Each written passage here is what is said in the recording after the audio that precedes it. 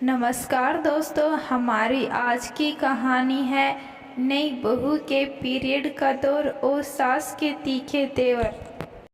सुबह के 6 बज चुके थे, लेकिन काव्या से बिस्तर से उठा नहीं जा रहा था। पीरियड के चलते कमर और पेट में बहुत दर्द हो रहा था। काव्या को किशोर अवस्था से ही पीरियड के वक्त बहुत तकलीफ होती थी। शादी से पहले कुछ महीनों तक उसने इसके लिए डॉक्टर की सलाह पर दवाइयाँ भी खाई थी, लेकिन शादी के आपाधापी में कुछ दिनों से दवाइयाँ छूट गई थी और दोबारा वह डॉक्टर के पास नहीं जा पाई। दर्द बहुत है, लेकिन इस चिंता में नींद भी नहीं आ रही थी कि बाहर सास ससुर क्या सोचेंगे। अभी तो वह इस घर में नई है, इसलिए क्या पता कि उसकी तकलीफ कोई समझे या नहीं। रसोई में बर्तनों की आवाज़ें भी आने लगी थी। शायद काव्या की सास सरिता जी चाय बना रही थी। काव्या ने अपने पति को जगाते हुए कहा, सुनील, आज मेरे पेट में बहुत दर्द हो रहा है। किचन से मेरे लिए थोड़ी गरम गरम चाय ला दो ना, शायद उससे थोड़ा आराम मिल जाएगा। सुनील अनमने मन से उठा और रसोई में चला गया। माँ, आपने चाय बनाई है तो एक कप चाय काव्या के लिए दे दो। पता नहीं उसके पेट में दर्द हो रहा है। सरिता जी कुछ बोली तो नहीं, लेकिन चाय डालकर कप इतनी जोर से पटका, चाय छलक गई।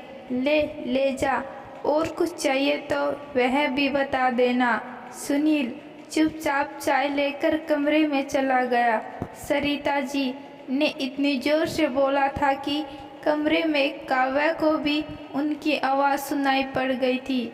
2 घूंट चाय पीकर जैसे तैसे उठी और नहाकर बाहर आई। सरिता जी तीखी नज़रों से देख रही थी। चेहरा पीला पड़ा हुआ था और बहुत सुस्त भी लग रही थी, लेकिन पता नहीं सास यह सब देखकर भी देख नहीं पा रही थी। घड़ी की तरफ देखते हुए सरिता जी बोली, 8 बजने को आ गए हैं। कब तो नाश्ता बनेगा और कब घर के बाकी काम होंगे। काव्या सास की नाराजगी समझ रही थी, फिर भी बहुत ही सभ्यता से बोली, मम्मी जी, मेरे पेट और कमर में बहुत दर्द हो रहा है।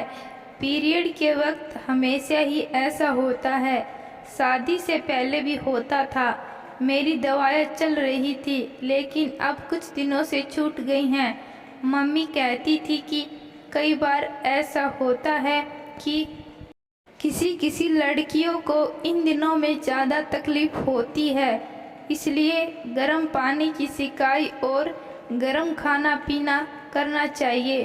तुम्हारी मम्मी ने तुम्हें यह सब तो सिखा दिया, लेकिन यह नहीं सिखाया कि ससुराल में किस तरह रहना होता है।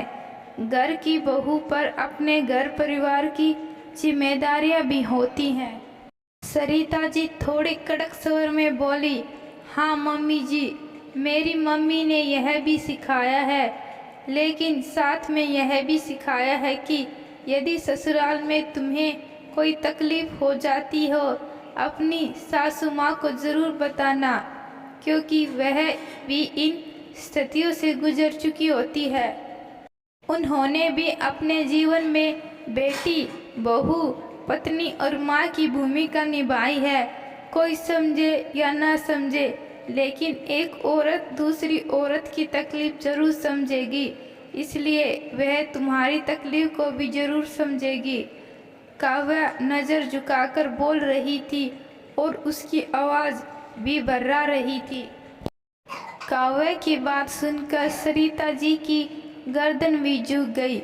उन्हें अपने रूखेपन पर शर्मिंदगी हो रही थी। सच ही तो कह रही थी काव्या, यदि एक औरत ही दूसरी औरत की तकलीफ नहीं समझेगी तो कौन समझेगा। उन्होंने काव्या का हाथ पकड़कर उसे अपने पास बिठाया और बोली, तेरी माँ बिल्कुल सही कहती है बहू। मैं भूल गई थी कि बहू को भी सच में तकलीफ हो सकती है। आराम कर और घर के कामों की चिंता मत कर। तेरे आने से पहले भी तो इस घर में काम होता था, तो अब भी हो जाएगा। और हाँ, कल हम डॉक्टर के पास जाएंगे और तुम्हारा ट्रीटमेंट भी करवाएंगे। सास का स्नेह पाकर काव्या के पलकें खुशी से भीग आई। तो दोस्तों, मैं आशा करती हूँ आज की कहानी आपको ज़रूर पसंद आई है। धन्यवाद।